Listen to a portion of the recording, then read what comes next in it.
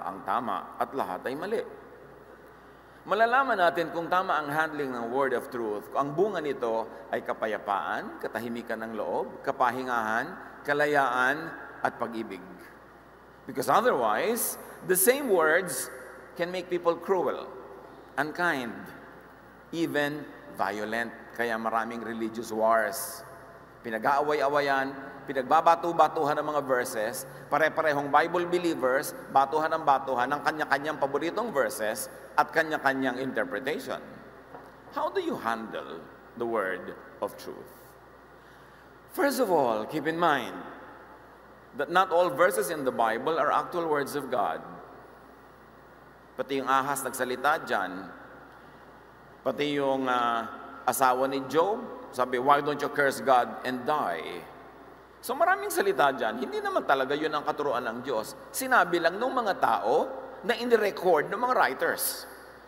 Hindi mo pwedeng panghawakan yung bawat nakita mo dyan, kasi marami ring maling salita dyan, hindi galing sa Diyos, in-report lang ng writers na sinabi ito ni ganon, sinabi ni ganyan, tapos yun ang gagawin mong live verse. There are personal words and even opinions of even of the writers, like Paul. Halimbawa, sabi ni Paul sa 1 Corinthians 7:12, to the rest I say this, I, not the Lord. Sabi niya, alam niyo, may sasabihin ako sa inyo, pero ako lang nagsasabi nito, hindi ang Diyos. So, ibig sabihin, optional yung pagsunod dyan. Gusto niyo sundin niyo. Hindi bagay sa inyo, hindi kailangan, kasi hindi naman ng Diyos ang may sabi niya na ako lang. Bagamat ako bilang Paul ay experienced, knowledgeable, pero hindi ako ang Diyos. Yung iba kasi sabihin, now let us hear the words of God. Tapos babasahin mo yung letter ni Paul, Diyos ba siya? Diba, iisa lang ang anak ng Diyos, si Jesus. Pero pwedeng marami siyang masabi talaga na galing sa Diyos. Pero meron ding opinion niya. Tulad nito, sinabi niya, I, not the Lord. Butit malinaw at nilinaw niya. Pero hindi lahat ng writers nagle-label ng sinabi nila kung yun ay galing sa Diyos o yun ang kanilang expert opinion. Halimbawa, sabi ni Paul sa 1 Corinthians 7:25, tungkol naman sa mga walang asawa. Palibhasa siya, walang asawa. Wala akong maibibigay na utos mula sa Panginoon. Ngunit magbibigay ako ng aking opinion. At sabi ni Paul, huwag na kayong mag-asawa. Di ba? Alam nyo yon? Kaya mga nag-aasawa, nagigilty, so pwede po ba? Sabi ko sa ni Paul, huwag na. Malapit na daw dumating ang Panginoon. 2,000 years ago na niya sinabi, wala pa. So, opinion niya yun. Kung makakabuti sa'yo, makakabuting sundin. Pero every single cell in your body ay para kang baging na may gustong puluputan, ay mag-asawa ka Buti sinasabi ni Paul yun Hindi lahat ganon. Remember that there are words of other personalities, for instance of like Peter. Si Peter na yan, Nung sinabi ng Panginoon, pupunta ako sa Jerusalem at mamamatay ako doon, sabi niya ni Pedro sa Matthew 16:22-23, dinala siya ni Pedro sa isang tabi at pinagsabihan, Panginoon, huwag nawang itulot ng Diyos. Kailan may hindi ito mangyayari sa inyo? Hindi ako papayag na mamatay kayo sa Jerusalem. Ngunit hinarap siya ni Jesus at sinabihan, lumayo ka Satanas, hadlang ka sa aking landas. Ang iniisip mo hindi sa Diyos, kundi sa tao. Si Pedro na ang nagsasabi, sinabi pa ni Jesus, lumayo ka Satanas. Ngayon, sabi ng Bible study teacher, sabi ng pastor, ibigay niyo sa akin ang inyong mga hikaw. Sabi mo, Satanas, lumayo ka sa akin. O tambunting, lumayo ka sa akin. Di ba? Opinion mo lang yan, nagtatago ka sa likod ng Diyos para ako hututan. Maraming ganon. Note here that Jesus rebuked Peter for being so wrong. And this is Peter. Supposedly bigyan ng keys to the kingdom of heaven, blah, blah, blah. Diba? So, dapat maging mapanuri tayo. Hindi ko muna nandun sa verse, ilalabad mo ng patayan. Suriin mo, maka-Jesus ba yung teaching na yan? Kasi katulad nun, si Pedro, ayaw niyang mamatay si Jesus sa cross. Kung hindi niya mamatay si Jesus, di wala tayong salvation. Kaya mukhang biglang tama, pero sa matagal na pag-iisip, malalaman mong tama up to a point, pero hindi pinakatama at hindi laging tama.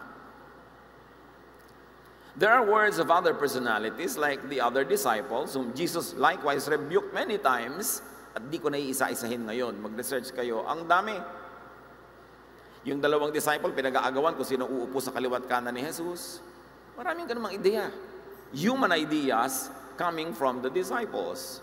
Marami ring words ng clerks and even scribes.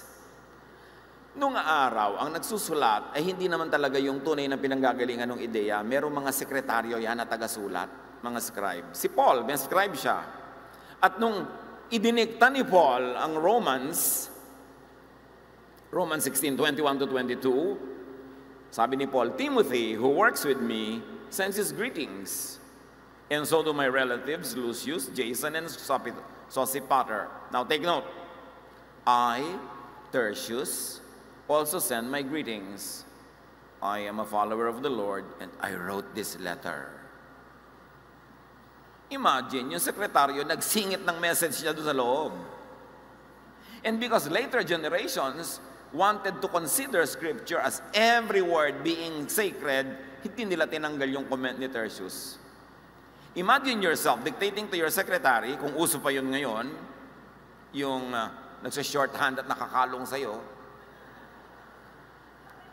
Tapos may sinasabi ka, dear customer, this is that. Tapos sabi sa sekretarya, by the way, I am Tessie. Hi. Yun. Nandun sa loob ng Scripture. Remember that there are words of personalities like false prophets, even in the Old and New Testaments, Pharisees, etc., who also are given space in the Bible.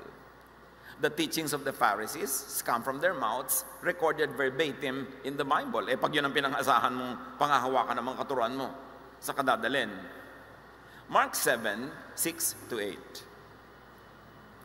Sinagot sila ni Jesus, mga mapagkunwari, tama nga ang sinasabi ni Isaias tungkol sa inyo ng kanyang isulat. Walang kabuluhan ng kanilang pagsamba, sapagkat tinuturo nilang galing sa Diyos ang kanilang mga utos. Binabaliwala ninyo ang utos ng Diyos at ang sinusunod nyo yung mga tradisyon ng tao. Sinong kausap dito? Mga religious leaders, the Pharisees who ruled the temple, the priests who ruled over the religion of Israel. Sabi ni Mark, mga fake kayo. Ang itinuturo nyo lang, kaugalian nyo, katuruan nyo, hindi yan ang tunay na turo ng Diyos. These are the official leaders of the religious system, ha? Kaya pinatay nila si Jesus at ang mga ibang disciples. Jeremiah 23:19, tungkol sa mga propeta ng unang panahon, ganito ang sabi ni Yahweh na makapangyarihan sa lahat. Diyos na nagsalita, now being quoted by Jeremiah. Huwag ninyong papakinggan ng mga propetang nagpapahayag sa inyo. Pawang kasinungalingan lamang ang sinasabi nila.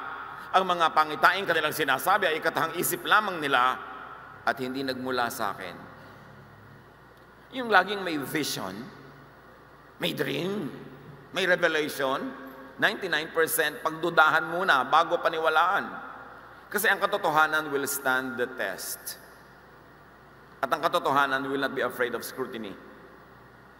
So sabi niya, guni-guni ninyo yung mga vision na itinitinda nyo. Tapos maraming naniniwala. Ezekiel 13:8-9. Therefore, this is what the sovereign Lord says, because of your false words and lying visions, I am against you, declares the sovereign Lord. My hand will be against the prophets who see false visions and utter lying divinations. Mga tao naman kasi, mangmang, kung anong sabihin ng mga leader, naniniwala agad. Sukdulang masakripisyo ang buhay nila. God saves people. God loves people. Now, religion uses people to serve religion. Kunwari, serving God. May talagang mga trabahong service to God, pero mayroong hindi na service na to religion yon. Dapat salain. Pag nang-aabuso na, hindi rin galing sa Diyos. Yung kailangan mong magpa-abort, Tapos sinasabi mong pwede, basta mag-donate ka. Yung kailangan mong magpa-cesarean section, sabi hindi, i-tight mo muna yan, bahala na ang Diyos sa'yo. May mga ganun Yung kailangan mo, gagatain pa sa'yo ng relihiyon, ikaw nga itong nangangailangan, tapos ang yaman-yaman ng relihiyon, dapat makahalata ang mga tao. Kung sila ay wina 1, 2, 3 na, noon pa yan hanggang ngayon. Bakit ba ipinadala si Jesus? Kung tama ang relihiyon, ba't ipapadala pa si Jesus? Ba't mo itatama ang tama? Kung maliwanag, ba't magdadala ng liwanag na tulad ni light, na si Jesus ay light? Kasi madilim. Kung daan na ang relihiyon patungo sa langit, dapat hindi na ipinadala si Jesus, who is the way. At kung truthful na yung religion, hindi na dapat ipinadala si Jesus, who is the truth. So pag sinabi ni Jesus, I am the way, the truth, and the life, ibig sabihin, hindi yung religion nyo. All that falsehood necessitated the coming of the Son of God and even His death to save people not from hell, but from religion. Kasi yun ang nagpapadala sa kanila sa napakaraming kamalian dahil naniniwala sila kahit sa anong turo na lang. Siyempre may religion na tama, may religious belief na tama, pero hindi lahat kailangan suriin. Not everything the disciples taught and said was gospel truth. Disciples na to John 21, 22 to 23. Jesus answered, if I want him to remain alive until I return, what is that to you? You must follow me. Because of this, the rumor spread among the believers that this disciple would not die. Si John yun. But Jesus did not say that he would not die. He only said, if I want him to remain alive until I return, what is that to you? Pero na-misinterpret na siya ng mga disciple, kumalat na ang balitang hindi mamamatay si John. Disciple na yon. Now, how do you read the Bible? How to read? First of all, do not read everything literally. Ang Bible ay literature, punong-puno ng mga metaphor, talinghaga, symbolism, poetic language. Halimbawa, sinabi ni Jesus at I am the door. Hahanapan nyo talaga ng doorknob? Maraming talinghaga. Pag dinerecho mo ang kuha niya, nireply mo agad sa buhay mo, ang laki ng posibilidad na magkamali. And remember, because you are not all-knowing, and even the disciples got things wrong, and there are so many false prophets and prophecies, be tentative, never dogmatic in your reading and interpretation. Hindi sasabihin mong, God said it, I believe it, that settles it. Dogmatic thinking yon. Kasi yung pala, hindi naman God ang may sabi, first of all. And then you believe it. Just because you believe it, it means it's correct. And then you say, that settles it. Ibig sabihin, wala nang usapan. Liliit ang utak mo, kikitid. Be tentative. Acts 17:11. Now the Berean Jews were of more noble character than those in Thessalonica, for they received the message with great eagerness and examined in the scriptures every day to see if what Paul said was true. Sabi, alam nyo, mas maganda ang pagkatao, mas marangal ang mga taga-Berea kaysa sa mga taga-Thessalonica. At bakit sila marangal? Hindi ko masabi ni Paul, naniwala na agad. Sinusuri muna nila. Hindi sila bilib lang ng bilib. At tinawag yun na nobility of character. The Bereans limited their view, however, to Paul and the scriptures, meaning the Jewish scriptures. Huwag natin kakalimutan that there was not an instant Christianity. That the believers were first Jews who believed in Jesus and entered into a very awkward stage of faith wherein they were almost no longer Jewish but not yet anything, not yet Christian, kasi hindi pa developed yung Christianity noon. Nasa gitna sila nung stage na yon. At doon sinulat yung New Testament sa panahon na yon. Tapos nagkaroon pa ng second set of believers, non-Jewish people, in fact, mga Gentiles who became believers in Jesus. These people never had Jewish tradition and background because they were Gentiles. At immediately they were grafted into Jesus. Now there were Jews who were steeped and accustomed to Jewish traditions who have become Christians. So dalawang believers ni Jesus yan. Yung ang background ay Jewish at yung background ay Gentile. At pareho silang fluid stage noon. Hindi pa nag-solidify ang mga teaching. Kaya awkward yung panahon na yon. Kaya itong mga Berean, may sinasabi si Paul, tinetest nila against the Jewish scriptures. At meron namang basis up to a point. Pero hindi pwedeng maging Jewish scriptures lang yung basis mo in testing Paul because Jesus reinvented and even canceled many Jewish laws and traditions. So, operate on what makes you good and do good. Pag may nagtatanong, paano po ako maniniwala? Paano ako mag-i-interpret? Anong i-apply ko sa buhay ko? Yung nagpapabait. Yung nagpapabuti. Nabasa ko po dito, batuhin ang bato lahat ng mga babae nangangalo niya. O sige, kumuha ka na ng isang truck na graba, batuhin mo ang buong barangay. Kasi i-apply mo pala yan. So, nagpapabait ba? Nagpapabuti. Kasi si Jesus, hindi niya ipinabato yung babae eh. Tapos mababato ka ngayon, nadaing mo pa si Jesus. Kasi nakabase ka sa Jewish law. Operate on what makes you do good. And operate on what makes you also feel good up to a point. Kasi kung minsan, may mga kalupitan na ini-impose mo dahil akala mo yun ang gusto ng Diyos. Pero sa loob-loob mo din naman, hindi rin maluwag sa loob mo na maging ganun ka.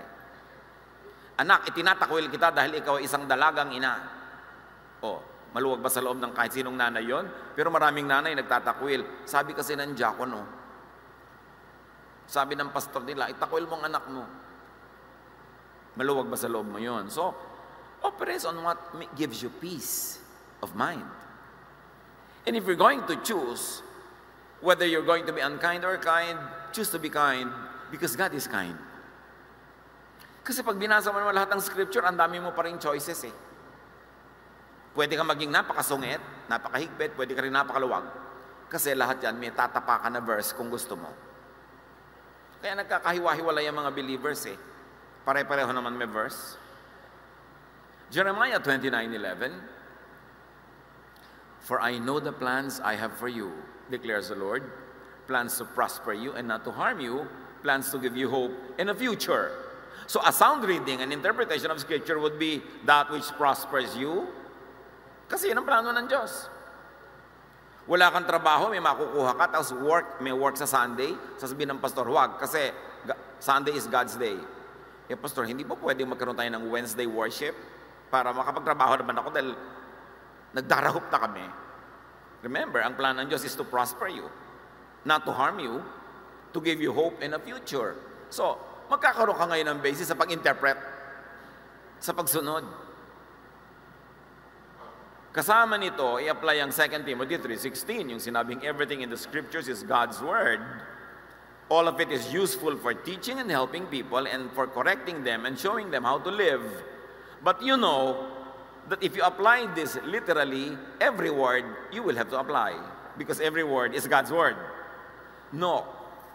The word there that comes from God is not every little letter and word and paragraph, but the godly application of the whole story. So in other words, mga may binabasa kami, dalawang karakter na nagtatalo, ginawa nito yun, ginawa nila yun. Sabi ni Sarai, anakan mo ang katulong ko para magkaroon ako ng anak. Sabi mo, oy, pwede ko na palang gawin yan. Daddy, si Yaya. Di ba? Pwede mo nang ganunin. Pero ano ba ang lesson ng buong storya? Nagulo ang idinulot nun sa pamilya nila. So ang word of God doon, hindi yung sinabi ni Sarai, hindi yung ginawa ni Abraham, kundi yung ano ang lesson ng buong kwento. Na ang buong kwento, huwag mong gawin yan kasi magkakagulong pamilya nyo. Yun ang word of God. Yung lesson, hindi yung mga letra na lumabas sa bibig ng mga tao. Kasi pwede magkamali-mali sila ng mga sinasabi nila. Yan ang magandang application ng 2 Timothy 3:16. Hindi yung lahat na lang nang nandyan, nakakamatay na, nakakalaso na, gagawin mo pa dahil every word is word of God. Pero ano ba yung lesson? Mula sa kwento na yon, doon mo i-derive kung ano yung word, meaning the lesson, the idea of God behind the story. 2 Corinthians 10:25-27, may issue kasi ang mga Jew, huwag kang kakain ng karneng ganito, huwag kang kakain ng karneng may dugo, huwag kang kakain ng ganito, ng ganyan. Tapos may mga Gentile na naging mananampalataya ni Jesus, nasanay silang kinakain kahit ano na lang. So inuusig sila ng mga Hudyo, sister, dapat huwag kang kumain yan. Diba? Sabi, bakit? Buong buhay na akong kumakain ito. Ngayon pang nagkaroon ako ng Savior, ngayon pa hindi pwede. Sabi ni Paul, kumain kayo ng anumang nabibili sa tindahan ng karne. At huwag nang magtanong pa upang hindi mabagabag ang inyong budhi. Sapagkat sinasabi ng kasulatan, ang buong daigdig at lahat ng naroon, ang Panginoon ang may-ari nun. Ibig sabihin, all foods are clean. But not all foods are clean clinically. Ang pinag-uusapan lang, all foods are clean spiritually. Hindi madudumihan ang kaluluwa mo ng kinakain mo, pero pwede makasama sa blood chemistry mo. Diba? Kung anyayahan kayo ng isang hindi sumasampalataya at nais niyong dumalo, Pastor, pwede po bang mamiesta? Di ba? Di po ba ang mga pagkain doon na iniaalay sa poon? Bla bla bla. Sabi ni Paul, kainin ninyo ang anumang inihain sa inyo. At huwag na kayong magtanong pa kung iyon ay ikagugulo ng inyong budhi. Bakit hahadlangan ng budhi ng iba ang aking kalayaan? Sinasabi ni Pablo, malaya ako mamiesta. Ngayon, itong mga conservative ayaw, di huwag ka, ba't ako pinipigil mo? Ba't yung budhi mo, i-implement mo sa budhi ko, may sarili akong budhi. At kanya-kanya tayo ng pagharap sa Diyos, pananagot sa ating paglabag o pagsunod sa sinasabi ng ating budhi. Ngayon, hindi lahat ng budhi tama. Because if you were conditioned to think that something not wrong is wrong, then your budhi will tell you it's wrong. But it doesn't mean it's wrong. Kaya dapat sinusuri. Sabi niya, pwede po ba akong kumain ng dinugan? Issue yan, di ba? Pwede po ba akong kumain ng baboy? Pwede ba akong... Sabi ni Jesus, sabi ni Paul, the earth is the Lord's and everything in it. Lahat ng nandito sa mundo, gawa ng Diyos. Walang ginawa si Satanas kasi hindi siya creator. So kainin mo ng kainin. Kaya lang, baka tumaas ang blood pressure mo. Problema mo yan. Pero yung kaluluwa mo, hindi pupunta sa impyerno dahil sa kinakain mo. Hindi marurumihan ang iyong espiritu. Pwedeng ang iyong katawan, yes. Kaya mag-iingat ka. So sinabi ni Paul, nga kayo masyado maarte. Ito ba ang karne na ito? Strangulated? May blood ba to? Pwede bang may karne na wala ka ni isang patak na dugong matira doon? Kaya nakakapagpalaya yung mga teaching ni Jesus na naman na ni Paul. How do you read the Bible? Take cultural contexts into the equation. May baon ba kayong biskwet? Kasi mahaba ito. Pwede ko rin mamputulin kung ayaw nyo na. Pero dapat mag-aral. Dibdibin. Take cultural context into the equation. Many scriptures and many words were written in the context of a certain time, place, culture. Outside of that, it would be erroneous to apply it 100%. Acts 15, 5 to 10. Ito na naman, nagtatalo yung mga Jewish Christians against Gentile Christians. Ang issue, pagtutuli. Kasi the Jewish men and Jewish boys were circumcised. Now, of course, Gentiles were not circumcised. Ito yung mga Gentile, ang tatanda na, nagiging Christian, gusto ng mga Jew, tuliin pa sila. Ang kunat-kunat na nun. Acts 15, 5 to 10. Ngunit tumayo naman ang ilang mananampalatayang kabilang sa pangkat ng mga Pariseo. At kanilang sinabi, kailangang tuliin at utusang tumupad sa kautosan ni Moises ang mga hentil na sumasampalataya. So ang point ng mga Jewish Christians, kailangan gawing Jewish muna ang mga Gentiles bago maging Christian. Nagpulong ang mga apostol at ang matatandang namumuno ng iglesia upang pag-aralan ang suliraning ito. Alam niyo kung bakit suliranin? Dati, pang-Israel lang yung religion niya. Ngayon si Jesus, na galing sa lahing Israelita, ay nagpasimula ng isang bagong pananaw galing sa Diyos, at tapos dinala ng mga disciples niya yung relihiyon sa mga non-Israelites sa dating pang-Israelite lang. You can imagine the trouble that it will cause culturally. Pagkatapos ng mahabang pagtatalo, tumayo si Pedro at nagsalita. Bakit sinusubok nyo ang Diyos? Bakit ninyo inaatang sa mga mananampalataya ang isang pasaning hindi na kayang dalhin ng ating mga ninuno at hindi rin natin kayang pasanin? Sabi niya, magpakatotoo tayo. Tayong mga Israelita, ang ating mga ninuno at maging tayo ngayon, hindi naman natin talaga nasusunod si Moses. Tapos yung mga taong hindi Israelita, gagawin nyo pang Israelita para dumami ang magigilty? Para dumami ang hirap sa buhay nila? So, by that statement, circumcision as law was invalidated. Peter says, why impose Moses on non-Jews? Tayo mga Jew, pinalayanan ni Jesus kay Moses, tapos yung mga Gentile who were never under Moses, ilalagay pa natin. Eh di napasama pa sila, imbes mapabuti. Kaya sabi ni Jesus, you travel over land and sea to win a single convert, and when you have done so, you make him twice as much a son of hell as you are.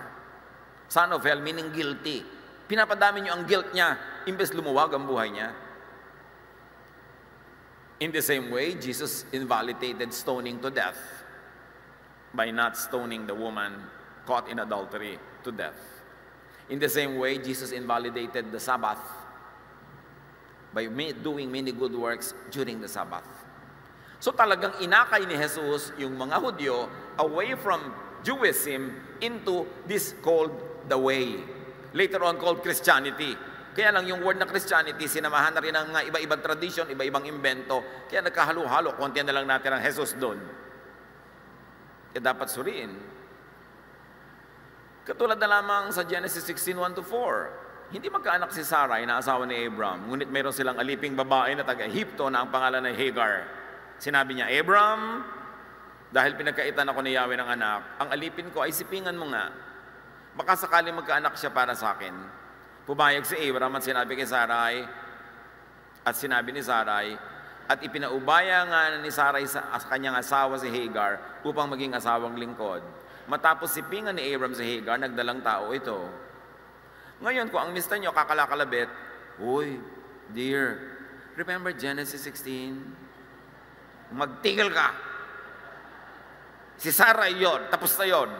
Pero biblical, yun ang point. I-apply nyo ba yan ngayon? Kaya pati pag-a-apply, sinasala. Ang salaan si Jesus.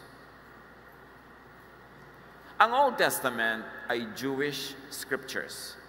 Kaya mas malinaw na tawagin niya na imbes old, tawagin niya na Jewish scriptures. Para malinaw na kanila yan. Kasulatan nila, ginawa nila para sa kanila. At sino mang hindi nila kabilang sa grupo nila, sa panahon nila, sa buhay nila, na magbabasa ng Jewish scriptures ay nakikibasa lang. Tandaan nyo yun. Nakikibasa lang. Hindi ikaw yun. May mapupulot ka doon na para sa iyo ngayon, pero may mapupulot ka doon na hindi na para sa iyo ngayon. Kaya dadaanin mo sa salaan ni Jesus. The Torah, the heart of the Jewish scripture, was Yahweh's exclusive instruction to Israel for holy. And holy doesn't mean moral, it means separate, not moral living. For thousands, for hundreds of years, exclusive sa kanila ang scripture nila. Ang mga Hudyo, alam nyo, hindi sila nang convert. Kahit saan sila magpunta, meron silang sarili nilang pagtitipon, sarili nilang lahi, nakabukod sila. But when Constantine, Emperor Constantine, adopted Christianity as the state religion of Rome, and he adopted the Jewish scriptures as part of the Christian scriptures, through imperial edict, through imperial power, Constantine made the Jewish scriptures the universal scriptures for all Christians. It was a Roman imperial act. The Jews themselves never converted non-Jews into their faith because they have an exclusive relationship with Yahweh. At ang mga utos sa kanila ni Yahweh ay pang kanila, hindi pang lahat. Ang purpose, ihiwalay sila dahil meron silang role na gagampanan. Pero hindi ibig sabihin, sila lang ang anak ng Diyos at sila lang ang mahal ng Diyos. Kaya nilinaw yun ni Jesus. Sa unang-unang public sermon ni Jesus, sinabi niya, akala nyo, special kayo. Natatandaan nyo, ang daming may ketong nung araw. Pero ang pinagaling ng Diyos, si Naaman, hindi siya Israelite. Ang daming nagugutom na byuda. Pero ang pinakain niya, yung byuda sa Shunem. Sabi niya gano'n, yung byuda sa ibang lugar, hindi mga Israelite byuda. So huwag niyo isipin na special kayo. Lahat ng tao mahal ng Diyos. Ang ginawa nila, kinaladkad si Jesus palabas at itutulak nila sa bangin para patayin because they did not like what they heard. Because they've always wanted to believe that they were extra special, na sila lang ang itinatangi ng Diyos. At yun ay pinabulaanan ni Jesus.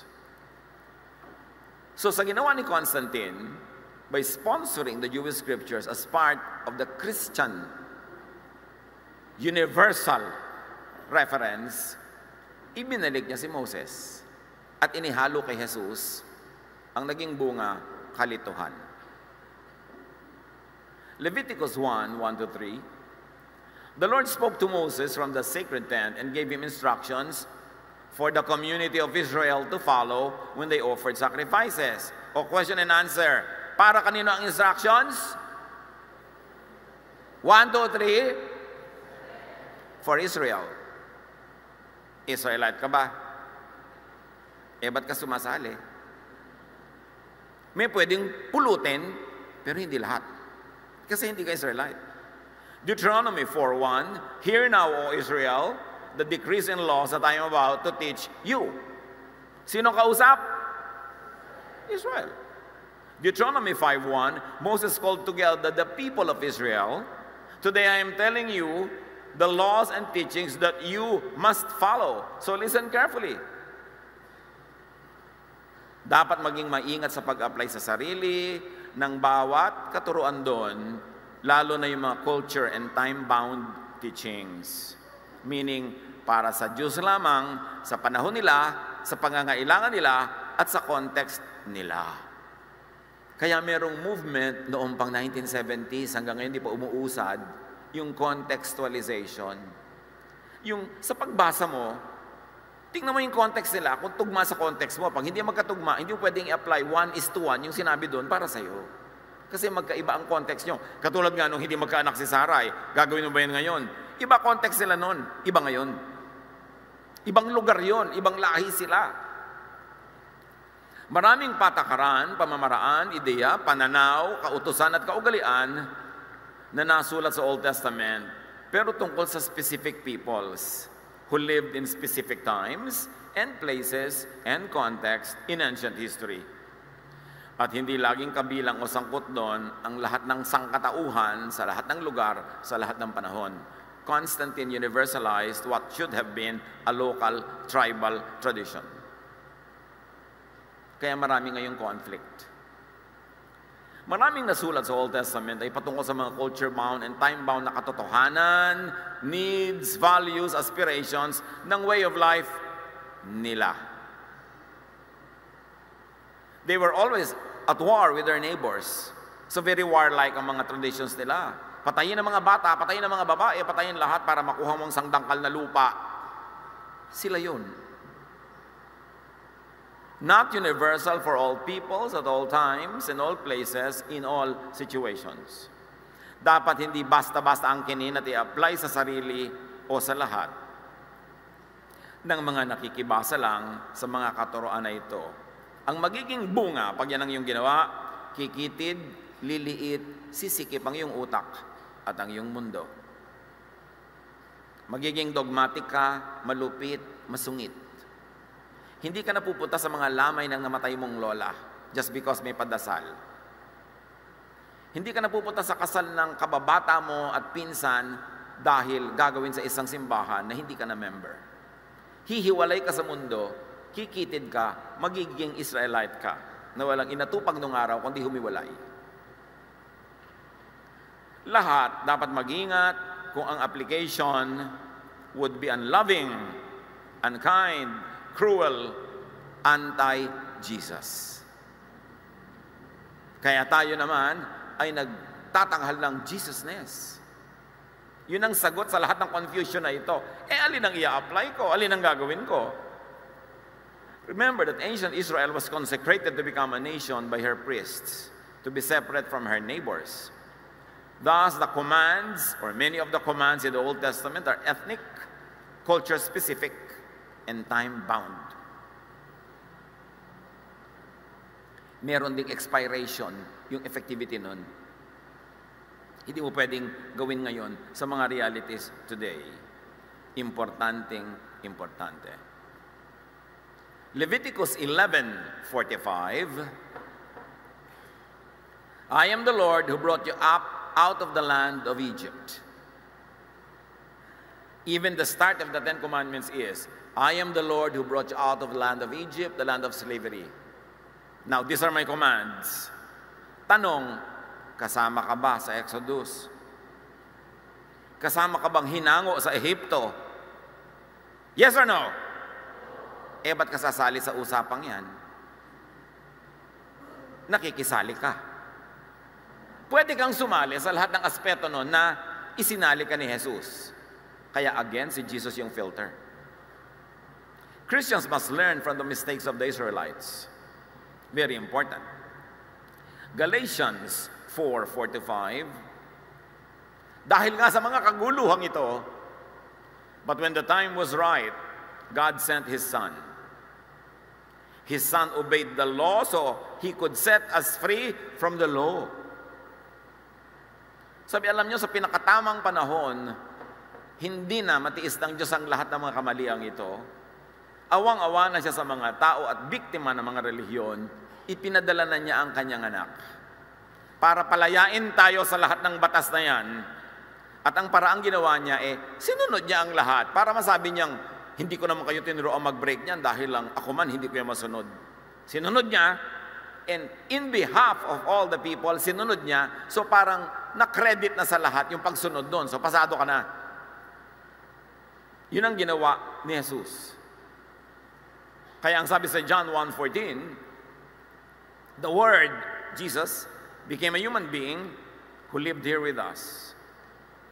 We saw His true glory, the glory of the only Son of the Father. And listen, church, from Him, all the truth of God have come down to us. Kasi maraming halo-halong truths, pinag-aagaw-agawan ng mga false prophets, ng mga false disciples, well-meaning yung iba, malicious yung iba, pero ganun pa rin, maraming mali. Sabi ng Diyos, anak, bumaba ka sa lupa, tupdin mo lahat yung mga utos na nila na yan para makita nila na hindi lang tayo nagpapa-exempt, hindi lang tayo nagpapalusot. At sa pagtupad mo niyan, sagot mo na ang lahat ng di makatupad. Free na sila, saved na sila, savior ka na. At please lang anak, ituwid mo lahat ng katuroan na balubaluktot. Para ikaw ang maging way, hindi sila. Ikaw ang truth, hindi sila. Ikaw ang life, hindi sila. Kaya ipinadala si Jesus. Kasi nga, kung tama na lahat, ba't pa siya ipapadala para mamatay? Eh di sayang naman yung effort. Kinailangan gawin yon. Importanteng dibdibin yon. Christians must learn from the mistakes of the Israelites. Romans 9:30-32. What then shall we say? That the Gentiles who did not pursue righteousness have obtained it, a righteousness that is by faith. But Israel, who pursued the law of righteousness, has not attained it. Why not? Because they pursued it not by faith, but as if it were by works. They stumbled over the stumbling stone. To make a long story short, ang sinasabi ni Paul, mabuti pa yung mga hindi Hudyo, naging righteous sa tingin ng Diyos. Kasi lumapit sila sa Diyos sa pamamagitan ni Jesus at pananampalataya kay Jesus. Hindi na sila nagpagod na sundin ang lahat ng mga utosan ng mga Jews. Na-expressway sila, express lane to God. Meanwhile, sabi niya, itong mga Jews na hirap sa pagsunod ng takot na do's and don'ts na hindi naman nila nasusunod lahat, ang ending nila, failure. And because what they did led to a blank wall, to a dead end, Jesus became the way. He became the door through which people could pass because they could not pass through the law of the laws of the Jews. Hindi nila pwedeng lampasan. Imposible. The laws of Moses and the Old Testament prophets were specifically for the Israelites, not for all peoples. That is to be clear. Kasi marami ngayon nag-i-Israelitan. Kinukopya yung mga damit nila, mga bigote nila, yung mga tradisyon nila. Sinabi na nga sa Bible sa lahat ng ginawa nila, nabigo pa rin silang lumapit sa Diyos. Tapos kukopyahin mo pa sila. Kaya nga ibinigay na si Jesus para siya ang way. By His wounds we are healed. Tapos hanggang ngayon, kukopyahin mo pa sila. Ang linaw na nga sa Bible na bigo sila. Meanwhile, di ba malinaw?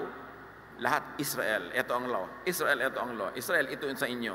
Pangkanila lang yun. Meanwhile, and listen to this, the teachings and commands of Jesus are for all people at all times. Doon tayo sasali. Doon tayo kasali. It is an updating, a leveling up of old tradition. Matthew 28, 18 to 20. Then Jesus came to them and said, all authority in heaven and on earth has been given to me. All, ha? Daig niya yung temple, daig niya yung mga priests, daig niya yung mga prophets, daig niya yung lahat-lahat ng buong Israel. Sabi niya, ibinigay sa akin yan. Therefore, go and make disciples of all nations. This time, the faith is for all nations, no longer just for Israel. Kaya kasali tayo. Pag sasabihin niyo, saan tayo sasali? Kay Jesus. Kasi doon tayo isinali ng Ama, through Him, not through Israel. Therefore, go and make disciples of all nations, baptizing them in the name of the Father, and of the Son, and of the Holy Spirit, and teaching them to obey everything I, not Moses, I have commanded you. Doon tayo kasali. Huwag kang magpilit sumali doon sa hindi ka naman kasali. Saling pusa ka lang doon. At sila nga nabigo. Ba't ka pa doon sasali? So filter all teachings through the teachings and love of Jesus. Kaya natin pilit-pilit turuan Jesus filter. Halimbawa, lahat ng teaching, nandiyan sa laman niyang cup na yan, yan ang teaching ng religion. May loving, may hateful, may vindictive, may galit, may nakakasakal, may nagpapalaya. Di ba ganyan lahat? Pag kinuha mo lahat yan Salain mo kay Jesus, na mga butas ang sala niya ay puro korting puso, puro maibigin lang. Ano lang ang lulusot doon? Yung korting puso, yung maibigin. So, ang susundin mo na lang, ang i-apply mo sa lahat ng buhay mo at sa buhay ng kapwa, yung mga katuroan ni Jesus, that loving, kind, nagpapabait, nagpapabuti. Anong gagawin mo ngayon doon sa mga ibang katuroan na hindi loving, hindi kind? Ilagay mo sa library, reference. Pero hindi ka na obligadong i-apply yon na para bang hindi dumating si Jesus. Dapat linawin. Yung hindi papasa, hindi lalampas sa love of Jesus, buong ingat na i-handle. Jesus simplifies and makes practical the demands of the law of Moses. Kasi yung law of Moses naman, hindi lang si Moses ang gumawa Kasi aside from the 10 commandments, Israel developed 613 other commandments called mitzvots. Inimbento ng mga priest niya, some of them necessary at that time, some of them no longer necessary at other times, even in their own history. Pero lahat yun, i-apply mo pag nag-under the law ka. At sabi ni Jesus tungkol sa law, litong-lito kayo sa law, ang dami-dami, conflicting, Matthew 7:12, sabi niya, so in everything you do to others what you would have them do to you. For this sums up the law and the prophets. Sabi ni Jesus, alam nyo, nakakalito talaga ang mga laws, ang dami. Sasabihin ko in one sentence, be loving. Do to others what you would have them do to you. Kung anak mo ang nagkasala, gusto mo batuhin siya ng buong barangay? Siyempre no. So huwag ka man bato ng anak na may anak. Nagkamali ka, nagkasala ka, gusto mo batuhin ka sa plaza hanggang mamatay ka? Di ba no? So huwag ka rin mambato na nagkakamali at nagkakasala. Sabi niya, do to others what you want done to you. Sabi niya, yan na ang buong law and prophets. Huwag na kayo magpakalito-lito. Yan ang i-apply nyo. Kailangan ang ending, bumait ka, bumuti ka sa kapwa. Jesus narrows down the whole law into its spirit and true intention, which is love. Matthew 22:37 to 40, Jesus answered, love the Lord your God with all your heart, soul, and mind. This is the first and most important commandment. The second most important commandment is like this, and it is, love others as you love yourself. Now, take note. All the law of Moses and the books of the prophets are based on these two commandments. Pag loving ka, nasunod mo na lahat. Charged na kay Jesus at sa love ni Jesus ang lahat ng kulang mo when measured by the law of Moses. How do you read the Bible? Is that the love your touch, or just my mind's distress? Spinning through the neon haze, searching for forgiveness. But the rhythm pulls me under a tidal wave of sound, washing away the heartache. I'm finally unbound, lost in the electric currents, a symphony of light. Tonight I'm dancing with the shadows, and it feels so right.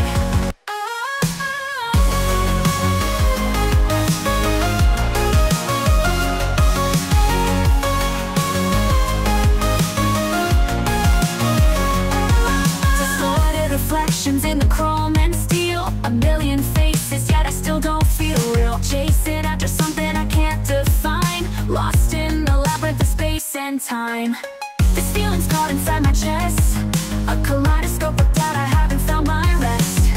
Is this the echo of your touch, or just my mind's distress? Spinning through the neon haze, searching for forgiveness. But the rhythm pulls me under a tidal wave of sound, washing away the heartache. I'm finally unbound, lost in the electric currents, a symphony of light. Tonight I'm dancing with the shadows, and it feels so right.